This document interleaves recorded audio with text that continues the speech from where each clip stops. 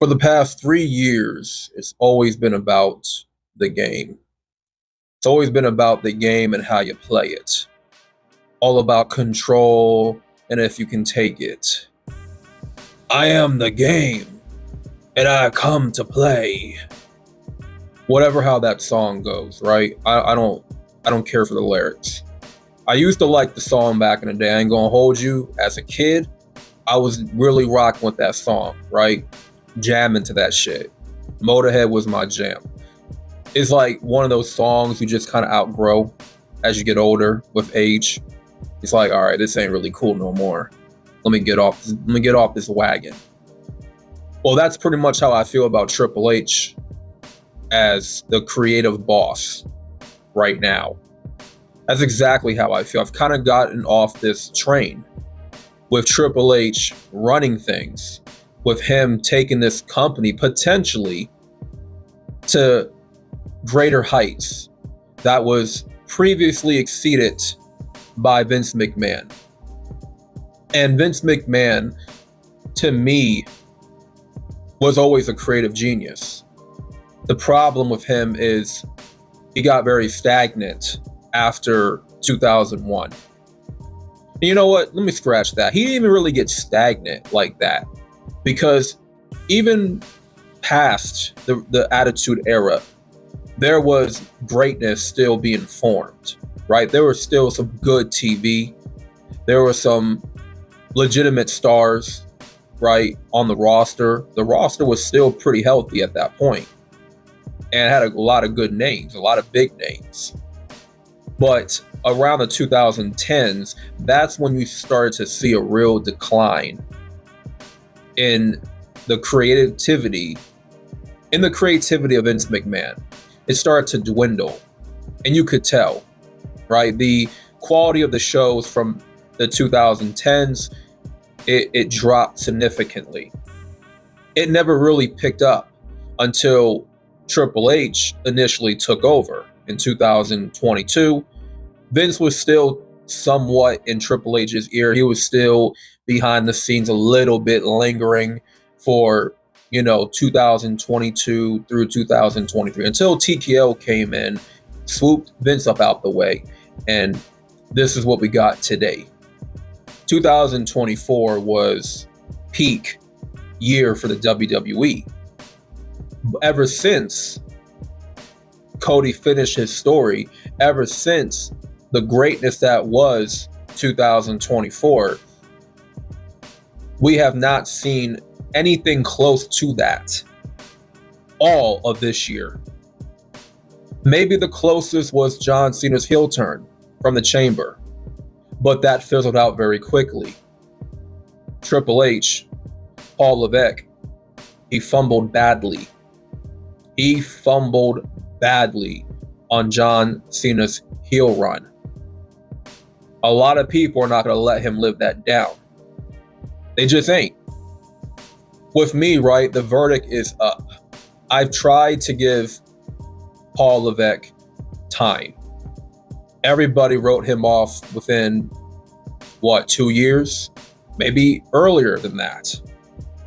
This is the year where I decided that maybe things were a bit more entertaining under Vince. If Vince actually tried harder to put on a fun, engaging television show. When Vince actually cared, you had a reason to turn on your TV screens, and you had a reason to be glued to your TV screen. And I've come to the conclusion that Vince McMahon is the creative genius. But like I said earlier, his creativity was fizzling out in the 2010s badly. He started to lose that flow. He lost that creative juice. He lost that passion. He just started losing his, like nothing was ever the same after the Ruthless Aggression era. After what happened with Benoit, nothing ever was the same, right? And the business is about telling stories, but the stories have been lackluster under Vince. And now it's that same odor has now gone on Paul Levesque. The stories that he's trying to tell through these wrestlers, it's just not clicking the way it's supposed to. Now, with some feuds, it's getting the job done. Like, for instance, Kairi Sane, Asuka, Io, and Rhea, that seems to be working. You got something there. You got something here with Drew McIntyre and his quest to become the champion. That story with Drew is always going to be compelling because Drew is a compelling character. You can always go up a notch with Drew McIntyre and he'll get the job done. Right? But for the rest of the roster, even with Cody Rhodes and maybe CM Punk, it's just lackluster, you know. And the television show overall, you just want to turn it off after a few minutes of watching, even like after an hour. And now you want to put SmackDown on for 3 hours. It's like, what the hell, man?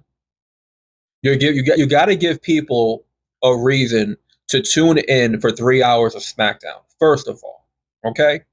When Raw first went 3 hours back in 2012, okay, initially when they were kind of experimenting with the 3 hour thing on Raw, they gave us a reason to want to watch for 3 hours because the advertisements, who they were having on their show, the matches, and not just that, the star power kept you intrigued.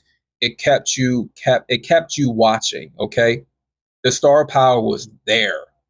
So for those 3 hours, you could stay glued to your TV screen. In 2012, when it went 3 hours, you had The Rock, you had John Cena at the height of his career, you had CM Punk at his best, you had The Undertaker, Kane, Triple H, Brock Lesnar. You had some pretty good star power lined up in 2012, so you could pull off the 3 hours of keeping fans engaged for that lengthy amount of time. Nowadays, you don't have it. There is no real star power on SmackDown. SmackDown does not have any real star power, guys. So for 3 hours of SmackDown, the best parts you're probably going to get is Ilya Dragunov's title defenses. But how long is that going to last? It's not going to last very long, right?